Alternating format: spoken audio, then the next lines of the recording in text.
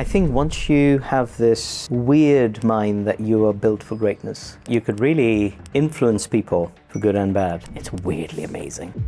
Mike Saraswat spent nearly 2 decades shaping the brands behind some of the world's fastest growing companies. He is now launching his own fintech venture, Stoa, aiming to solve a £600 billion problem. You can put products out, but you can't get people to use them. That was the aha moment for me for Stoa. There's trillions of dollars of surplus cash. There is services and products that we need and use growing exponentially. Stoa sits in the middle. What are some of the challenges that you faced? If it gets too easy for me, I leave. It's a weird obsession for me. Give yourself the permission to go into bigger rooms where you feel uncomfortable walking in. You've done 17 years in marketing space and now you're moving into the fintech space. How did that come about? I went on these incredible missions for very demanding tech leaders, the banking, pharmaceutical, satellites. How did you navigate that landscape? The idea has to be so big that when you say it as a founder, you should be shit scared. When somebody listens to it, they should be shit scared. And it's like, fuck, it ain't gonna work. Mike, it's an absolute pleasure. Thank you so much for joining us. I have so many questions to ask you. I just wanted to first, start from the beginning. A little bit of a different question, but what was the first thing that you tried to build or sell, and did you learn anything specifically from that? I didn't try to sell it, but I tried to build it. I was rubbish at computer science, but always had the vision. At school, I tried to build a database for dangerous people, you would call terrorists. So true fact, I built a database for how to track dangerous people. It was a school project. And my teacher said, well, this is pretty good. And I was like, this is great. Again, I'm no coder, but I always had the idea of a usable product. That was in memory, the most usable product that I built. It's quite interesting, the ideas that you have as a child. You can build so many projects out, you have that vision. Maybe I was playing too much Doom, which was a PC game. And it's maybe an outcome of that. No, right. No, it's really, really cool. And it's really interesting what you can build and the kind of the visions that you have as a child. Growing up, did you always have that business mentality and kind of where you wanted to go? Or? I always got on really, really well with, a few classes above me or the teachers.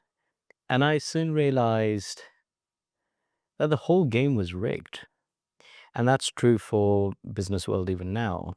People think it's meritocratic. It's favorocratic, if that's a word. It's even our most logical decisions are massively biased. And everything works on likability. And I realized that very early on at school. I was very good with debates, moots, and all that sort of stuff. I realized that you could really influence people for good and bad. And that almost became a superpower for me. I have always used it for good. But it's a great quality to have if you're trying to run a business, because you could lead teams, you could lead classrooms, you can ideas, and salesmanship plays a big part. And I think in the recent past, especially in the tech world, nobody wants to be called salesperson anymore. It's a bastardized idea. But honestly, you've got to sell for everything, right? You've got to sell to yourself when you wake up in the morning. You've got to sell to your staff. You've got to sell to your prospective clients. You've got to upsell to existing clients, sell to your investors. And the change just keeps going on. And if you're in a regulated business, you've got to sell to regulators,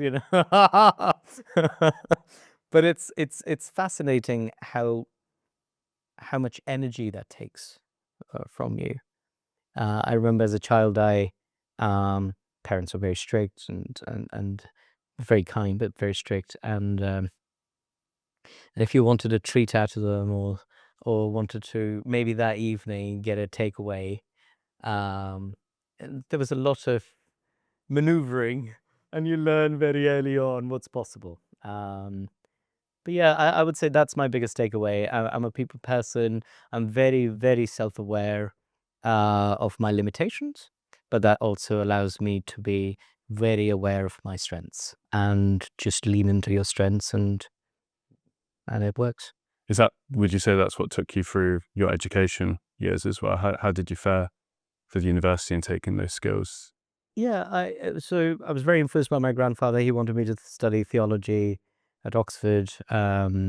It's very academic people in the family, and I'm the only non-PhD, so and the illiterate of the bunch.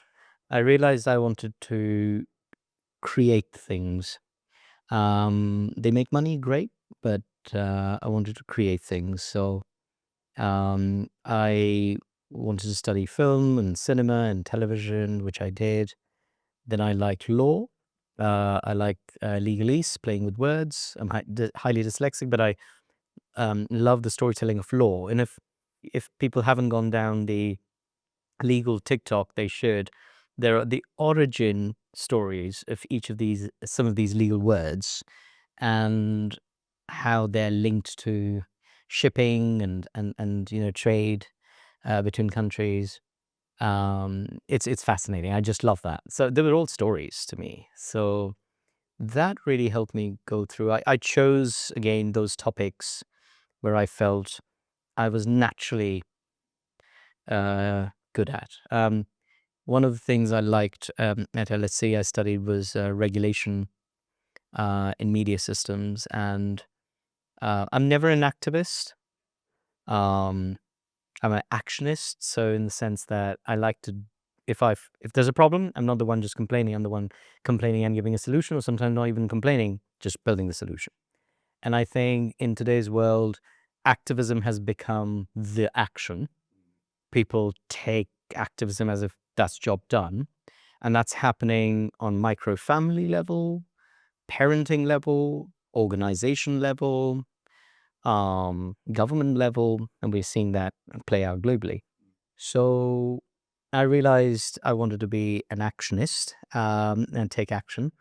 Um, and that has defined most of my education. One of the key memories I had was building a project, a paper that I wanted to put for Google. This is 2004, 2005, for net neutrality. So net neutrality was a thing. Um, um, Technically now net is not neutral. 20 years later, everyone is still talking about that. People are talking on Twitter that this is the speaker's corner of the internet and stuff. But there are no new ideas. They just rinse and repeat ideas. And I tried to make a little policy framework of what net neutrality is. Very simply, if you think of it this way, that when we log into a screen or a website, you're accessing content, but how that content travels, imagine if it's oil traveling on pipes, right? Who owns the pipes and who can turn them on and turn them off? I really wanted a true world where the internet truly is, the net is neutral. Um, but sadly, infrastructure costs are great. Um, Now, the demand for processing is so much that private interests and government interests plug in. So I think that was a novel idea. Never worked out. They lost the. I think it was an original battle. I think AOL was involved. Some traditional media houses were involved. This was back then, and they were all trying to get. Can we keep the internet neutral?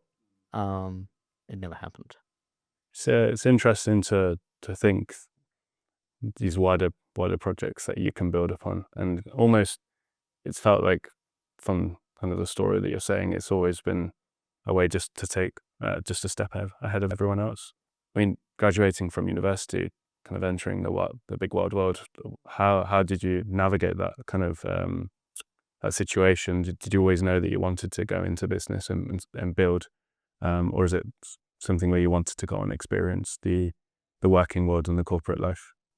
It's a good question. I have a vivid memory of, so you come out of LSE, you sort of go through these 2-year graduate schemes, and I always had this thing in my soul and chip on my shoulder where I think once you have this weird mind that you are built for greatness, And I think everyone is, irrespective of who they are, because our chances of being alive are one in hundreds of trillions, right? So if you truly, truly tap into that feeling, you will not waste time with the wrong idea, with the wrong job, with the wrong people, with the wrong place.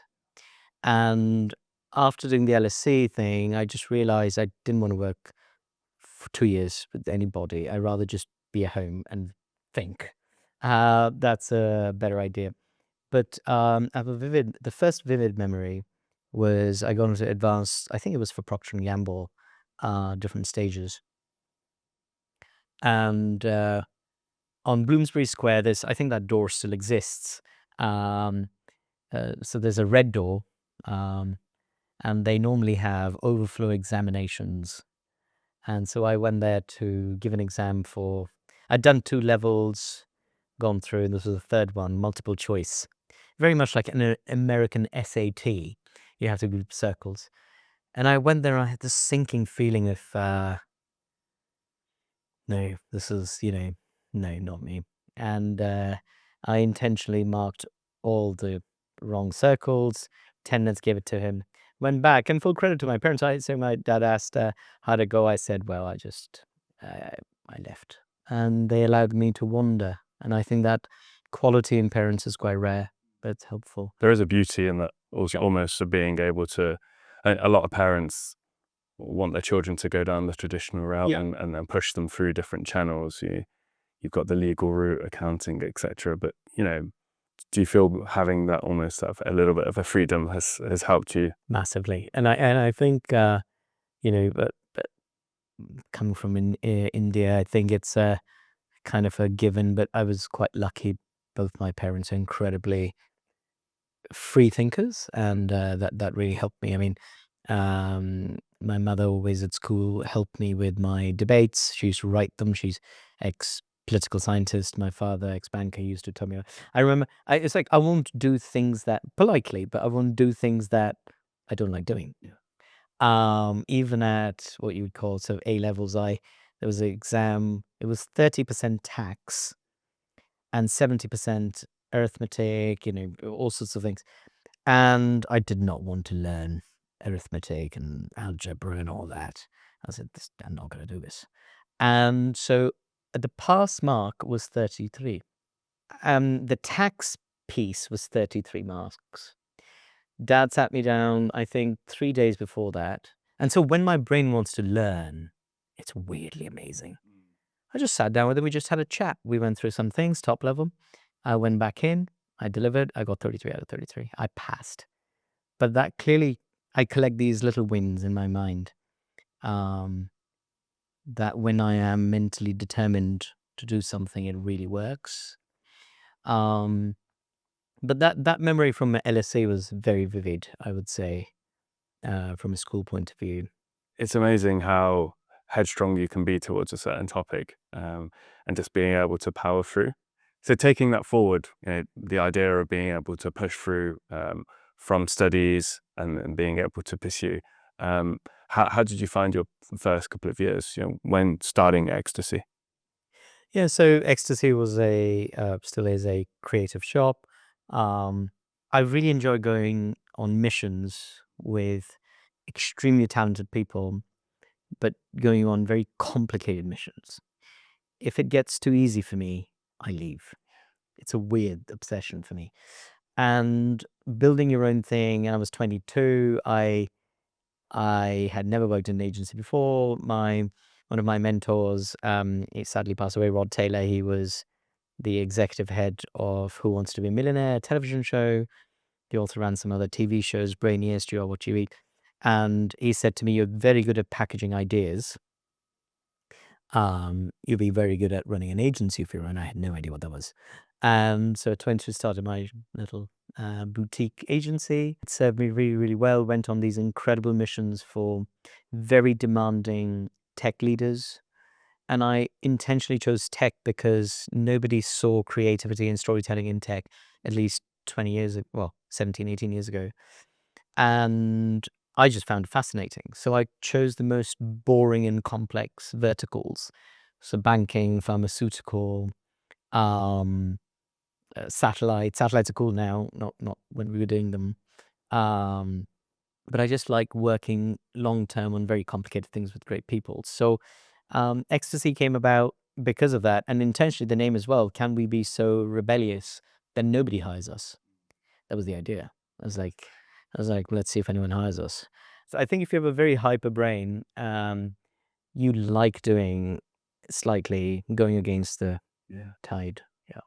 No, that's brilliant. And almost this idea of working with some of the biggest brands globally, in an industry that, again, like you said, in banking is typically, I would say, not the most progressive. How did you navigate that landscape? How did you build campaigns? Did you have a set formula, or was it something that you had to learn and adapt whilst creating your agency? Somebody quite important at one of these big banks, they once told me that the only reason we hire you is because you don't have bad habits of advertising agencies. And the reason we didn't have bad habits of advertising agencies is because we didn't know what they did. I was so completely clueless. It's like, oh, okay, well, so sometimes that sort of naivete sort of helps you a little bit. Um, but as I said, I have this um, sort of way of being where I just have to work on big things. It has to be epic, otherwise there's no point doing it. And so the closest I could be epic was to work with the biggest companies out there. But winning them, chasing them down is hard, man. It's very hard. Did you have to start on your own on that aspect? Yeah, on your own. I clearly remember walking the trade show floors in Germany at IFA trade shows, going cold up to marketing people, saying, "Would you hire our services?" Without any egos, knowing full well that when the opportunity is given, we will do a far better job. But uh, that constant sort of, who are you? Don't waste my time. This is tying back to my salesmanship point that, you got to know the value of your own worth in many ways. And diamond, when polished, is everyone's buying it. But the diamond truly needs to know that they're a diamond for you to value yourself to begin with. And it was very hectic. I mean, the first 4 or 5 years, you were sort of bumbling along, but when you pick up the client, you're like, oh, headline client, bloody hell. And it's a similar thing in tech world as well. When you're going after investors, you have one headline investor, then everyone else queues up. It's a weird, really weird way of being, but that's why I really like those early adopters who bet on me and my agency for me as a person and saw beyond the creds. And that was very exciting for me, but it's extremely lonely. I mean, working on TikTok wasn't a thing then. So working on integrated campaigns, uh, it was quite interesting. You do television ads for 30, 40, 50K, and then you will reach a peak where you're doing a mill and a half worth of work just on creative. And you're like, oh, this is great. It's the same skill set, the same person, just a different room you enter. And so as a key takeaway, I would say give yourself the permission to go into um, bigger rooms where you feel uncomfortable walking in, and you will be very challenged constantly. But you have to do that. Otherwise, nobody's pulling you up. Nobody's pulling you up. No, absolutely. I think the journey for myself, I can see you've got to put yourselves in those situations to really grow. Likewise for us, we have like our not favorite clients, but almost the people that we've enjoyed working with. Did you have any other particular? You've worked with some of the biggest brands. Have you got any favorites come up? I wouldn't name them because then others will get upset. They're all nice. However, there were some categories which I'm very proud of working in without knowing much prior. And then, so didn't know much about fintech 10 years ago. It became a major thing. Um, didn't know anything about satellites, became a major thing. I would say those two are the biggest categories for me. Um, and to a point that I've now built a fintech business, right? So the learnings I got from that being so close to not just marketing people, but product people and compliance people and risk people, and just kind of pull all of that together and experience and build something. That's such an incredible feat. You've done 17 years in kind of the marketing space, and now you're moving into the fintech space. How did that come about? Was it a certain switch, or was there a moment in particular? Or I think maybe there is some intergalactic sort of design of how we need to be, whether it's a creator, whether it's machine software, I don't know. But there's this constant dissatisfaction and curiosity. So I ended up having this when I was 35, so I'm 40 now, so about 5 years ago. And pre-AI, I started doing a lot of stuff in which all accidentally happened to be in machine learning. So I took some of my own money, um, and I said, I'll do some experiments. Didn't want to build startups, but beyond the advertising space, it's like just some experiments. So some of them were machine learning chef. I love to cook. So what can I do? Can we take recipes, but take that next step? Take a photo of your kitchen or your fridge and gives you recipes. I was trying to build a machine learning chef. Found out for IBM at that time, training a data set was about 10 million then. Now it's a prompt, right? It's like, what can happen in 5 or 6 years? Then I tried to do machine learning recruiter, which I was seeing. So I'm very good at seeing these macro trends. That's helped me in advertising quite a lot. I can see slightly the same thing, but slightly differently. So I was like, oh, I hire a lot of people in the agency world, and there are biases built into that. And I'm time poor. So how am I making these decisions? I'm making them by where they went, how does their name sound? Oh, are they really that experienced? I'm making a lot of these judgment calls, right? And I wanted to take that out and build my own, that you, as a candidate, speak to a machine and the machine scores you, and that score comes to us and to the candidate. And maybe there's a better way of recruiting. But there was a bias found. It wasn't around race or gender or any others. It was around the introverted ones were scoring very low. yeah, And I realized I couldn't run that, because if half of the geeks who run the world, the tech world, are introverted, they don't make eye contact. So it's like the personality element. that was the element. See, that the machine couldn't detect that. So I shut that down. So did the chef, did the recruiting, then did masterclass meets patron. I came very close to turning that into some sort of a vehicles of startup type. I never externally went to raise money. I got bored. That's the honest answer. I got so bored. I was like, ugh, so much effort for so little reward. But I was trying to build something like Masterclass, but for plumbers and lawyers and accountants, and give them a trust pilot rating, and you tip them. So those were my three experiments. And then I said, well, what will really excite me to build my next 15, 20-year journey? And that had to be in finance and fintech. Noel Harari says, there are three stories we tell ourselves which are really, really interesting as humans. He talks about money, national identity, and religion. Right? I love the storytelling of money. I think there is something fascinating, and I wanted to get back into that. So initially, the idea was to do stuff in government bonds, blockchain, and loads of other stuff. But it's a long story. But we pivoted into doing work in traditional finance space, but again, looking at savings in a completely new way.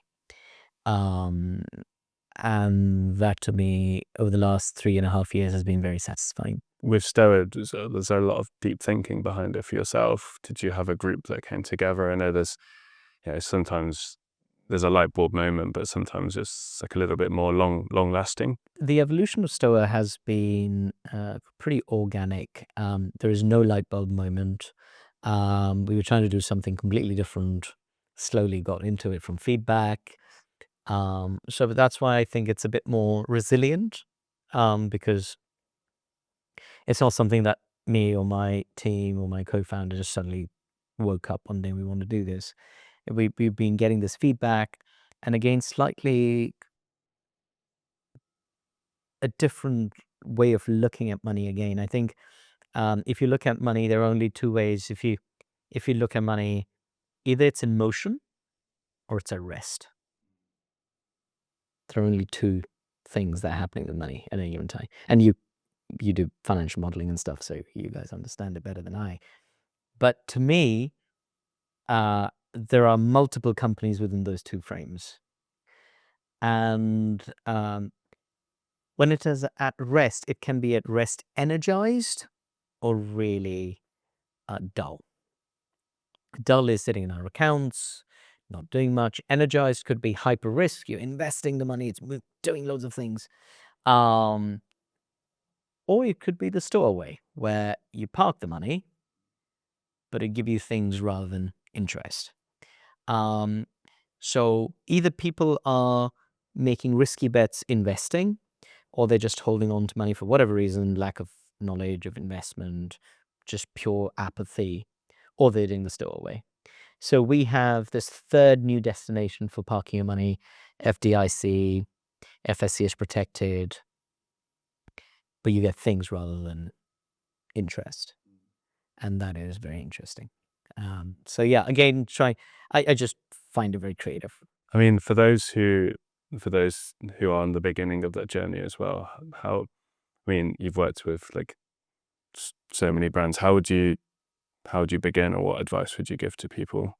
I think two very useful things I can say right now. I don't speak Chinese, otherwise I would be raising funds in China in a very honest way. There's a lot of money there. But English speakers should really be going to America to try and raise money. I mean, YC themselves says the chances of the average of building $1 billion company globally is 3x more in SF and 2.5x more in New York.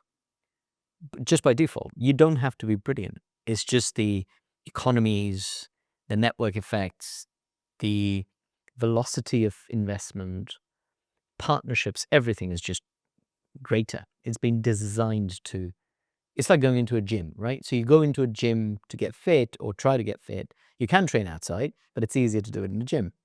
It's like that, just going to a gym. It's a gym for startup world, right? So go to the States.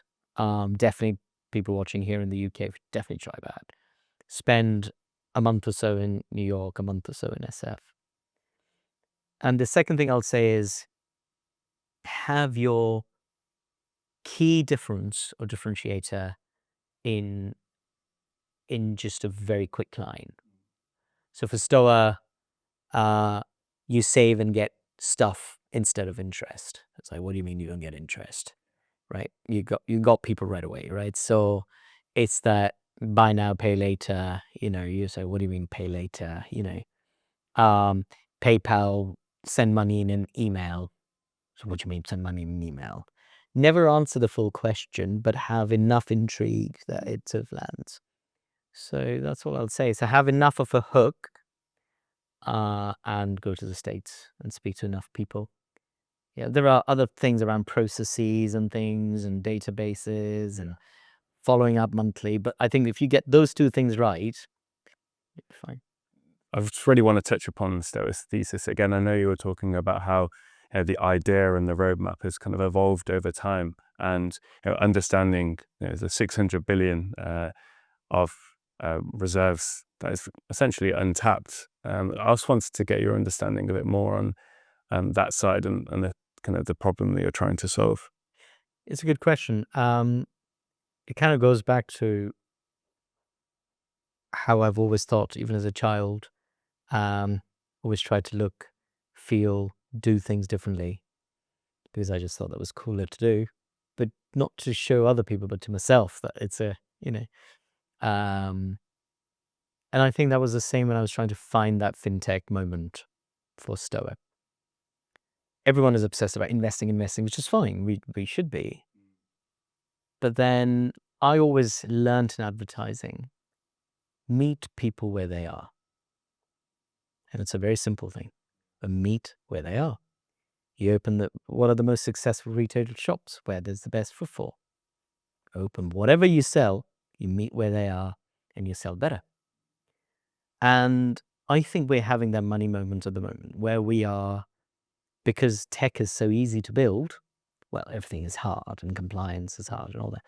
But if you do the right things with the right amount of money, right brain power, you can put products out, but you can't get people to use them. And I think that was the aha moment for me for Stoa. We won't just build another interest chasing product. It's a nice to have, but that's not the destination we want to be at. And soon we started seeing these stats. Well, Barclays came up with that figure for the UK. It was an FT that there's 614 billion of idle cash in zero interest or very low interest accounts held by UK consumers. Then there is over 250 billion. This, I think, was an Alika bank report. And these are all very conservative numbers. I think Flagstone quotes over $1 trillion of, they call it sleeping money, right? There are different definitions of it. And this is just UK alone. The problem we are looking at for SMBs in the US is $1 trillion. This is JP Morgan's own numbers. I can't make this. They actually said in a recent presentation, I think it was 2.4 trillion, the money that needs to be energized, I call it. But it's just sitting there doing nothing. Now, you can have many reasons for it. You could say, people are scared of investing, people have apathy, they've been burnt before. Investing is very hard, lack of knowledge, whatever it might be. There's actually a sub-segment that is Stoa's customer. They are families. They are actually quite good at their finances, but they don't invest all their money. And so they will invest, they will have a portfolio, and then they're still sitting in cash. And that whatever that 2, 3, 4, 5% of cash they're sitting in is still so much that we become a useful tool for that idle cash. Now, there is a parallel data point. Globally, this problem is $50 trillion, if not more. And what's happening, if you see booming economies, Brazil, of course, India and China have been doing their thing for a long time, but there are other economies that are booming, including Malaysia, Indonesia, and all these places. There's a lot of spending power, people who are getting their first homes, their first automobile, their first television sets, But then after that, they have money and they don't know what to do with it. So that's sitting there, and they're not dumb people. I think as a nation, as a political landscape and political leaders, we need to be extremely careful of thinking of people as they don't know better. I think it's a very dangerous way of thinking about a group of population. And I think we are dangerously getting close to that. And what is happening is people are sitting on a lot of cash, but they're also spending a lot on lifestyle things. So whether that's subscriptions, and everything is turning into subscription these days. Even renting is turning into subscription, right? It's like, but everything is in some shape or form a atomized payout, either monthly or annually, from your insurance to your rental to your car. Very soon, all our cars will be subscription led, if not autonomous, even self-driven. So that is growing at a CAGR of about 60% globally. So if you match, there's trillions of dollars of surplus cash. There is services and products that we need and use growing exponentially. Stoa sits in the middle.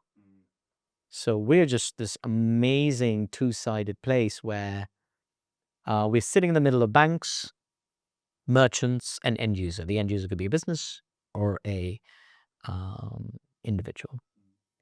And that's how we connect the three. And we make a win-win-win situation for all three parties. I tried to think how much money I've probably got in subscriptions that I could just be paying through. Yeah, exactly. Subscriptions, insurance, SaaS products, AI productivity tools. I mean, it's endless. There is a whole subsegment, I think, and discussion point around AI's impact on pricing. I think there was a whole discussion point to be had there, but that's for some other day. I was about to ask, how have you found it yourself with this AI boom in particular, with Stoa as As a company, as a company? I think engineers, of course, become very productive. When we are hiring engineers, we of course asking them, "What's your AI toolkit? How do you use AI?" We want them to actively use AI. I use AI all the time. I've called it Eric. Nice. My partner didn't allow me to call it Erica, so I call it Eric. That's fine. So yeah, fine. So 2 a.m. Eric, do this. Eric does this thing. So now I've trained Eric to have all my thoughts and tone in a way. It's very good. And now I'm very tempted to export all of it and feed it into Claude Nice. and then play the two together and see how that goes. But yeah, as Stoa, we're very much AI first, check with AI. Even our legal documentation, we're able to fast track using that. So every entrepreneur should do it. Actually, I was speaking to somebody the other day, a very talented healthcare entrepreneur, and she was through a supplier who's building her first prototype. There was a long contract, and all I did was I fed it to Eric, and she could have done the same thing, but suddenly Eric said, "Alert! Don't do this. Don't sign this. This is the problem." Blah, blah. It's always a bit over the top. Uh, but I think, and then now she's building her own little version internally to be on top of these contracts. I think they're very good. We find the same with AI, with financial modeling, almost the idea of giving context. So uh, feed AI data. It will come, with their own decisions and their own outcomes. But if that layer of context isn't there, I remember specifically I was playing around with some modeling tools and just adding in some dummy data. And I added in different currencies, different FX. Predominantly, it was GBP and rupees. I just asked some simple questions, simple prompts. And the first thing is a red letter, like, this business is about to fail. Like, this is not good. And it was because I didn't provide the actual details that some of them were in rupees. So they were thinking, based on context, that the business was hemorrhaging cash, but didn't know the context that it was rupees. So I completely agree. And almost a lot of the usage of AI today that I found in and around the finance industry is not so much doing the work, but more so being that that tool and resource to bounce back and forth between the two. Yeah, I have this problem with blockchain. I had it all along. I'm not a crypto bro. That's why I didn't sort of follow that crowd. However, I think it's a problem with any new technology. Um, and the simplest way for me to explain this is people try and sell the engine, not the car. Yeah.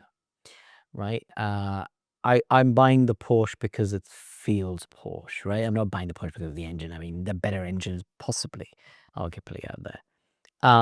It's like problem with Tesla. It might be a very advanced car, but I hate sitting inside a Tesla. It's like rubbish. It's like plastic. I know that it's a very innovative, forward-looking vehicle, but the experience is just meh. But yeah, that's what I'm finding. It's a great enabler. Yeah. AI is, but I don't want us to just think of it as a product, because that's a big danger, because then you have a very limited shelf life. Engines get better over time, right? So As we're seeing, like, as we see.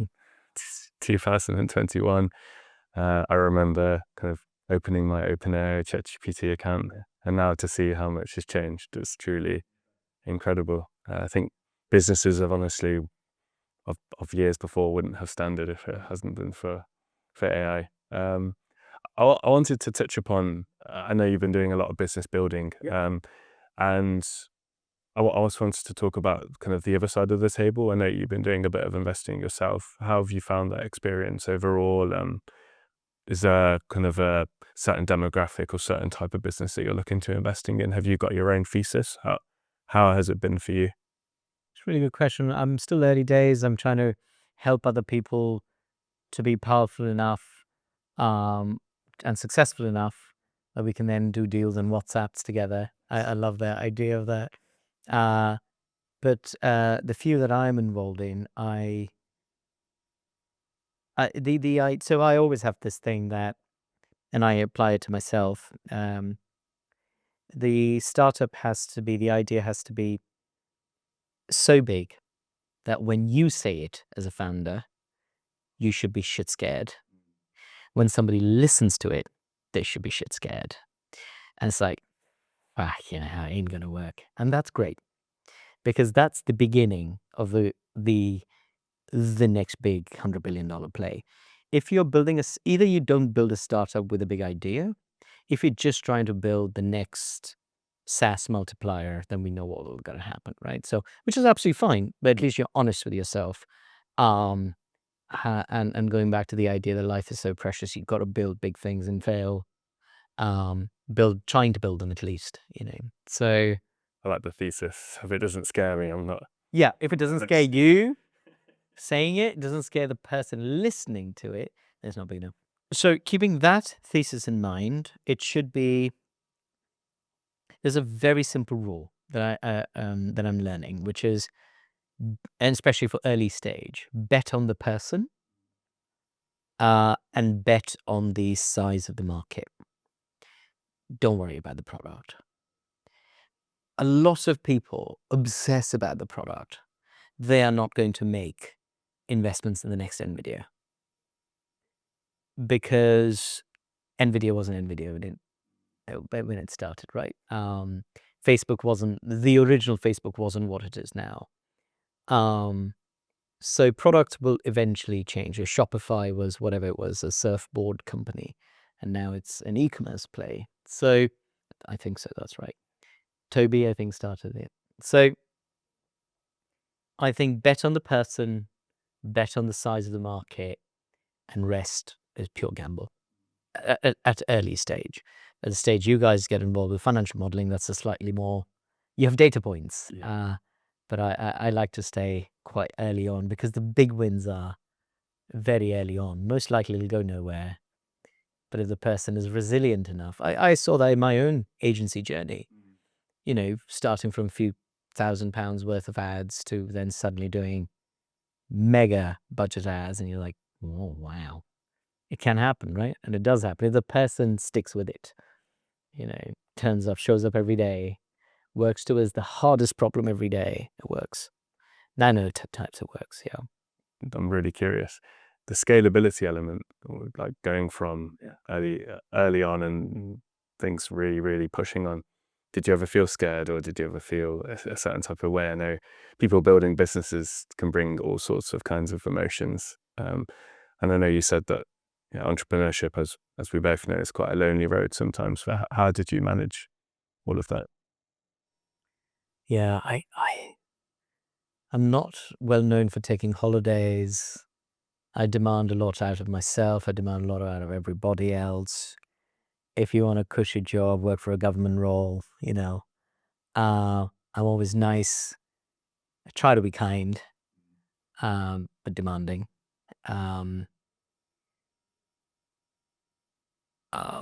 just surrounding yourself by world-class, hardcore people. Yeah. Amazing, man. It's incredible. And then showing them they have something in them that they can then level up. People going from sales roles to heading up creative departments. People, and that's what you find in some of the best companies. I mean, the guy now who runs Fuse Energy used to be at Revolut as one of the early associates, really, straight out of uni. So it doesn't really matter where you come from. It's about where you're going. So scaling becomes easier with people who are willing to take a lot on their plate and build rules out of it. And just the sheer determination to win. Okay, now suddenly this shoot is 200 people on the shoot, don't know how to do it, but let's work it out, So it is painful, but that to me is not the big problem. The problem is lack of ambition, stale ideas, working with mediocre and scared people. Hate that. Yeah. Hate it. And if I am scared, I tell myself to grow up, right? And it's like, yeah, you can't lead a life you can't live in fear. No, it's almost like a life of comfort. It's just you need to be challenge yourself every single day. Yeah. I know, and you built a career doing that, and it shows in everything that has been achieved. So it's really remarkable. We wanted to close things off in a similar way, week on week, and we wanted to just ask for yourself, what are the 3 rules for life that you've given yourself to stick to and abide by? Do cold plunges and saunas. They're very good for you. Learn how to deep breathe. Very helpful. I'll combine it with don't eat after 8 p.m. I struggle with that, but try. And help other people think very big. It automatically helps you think big. So if people around you win, you win. That's brilliant. Yeah, thank you so much. Oh, thank you, mate. Cheers, appreciate it.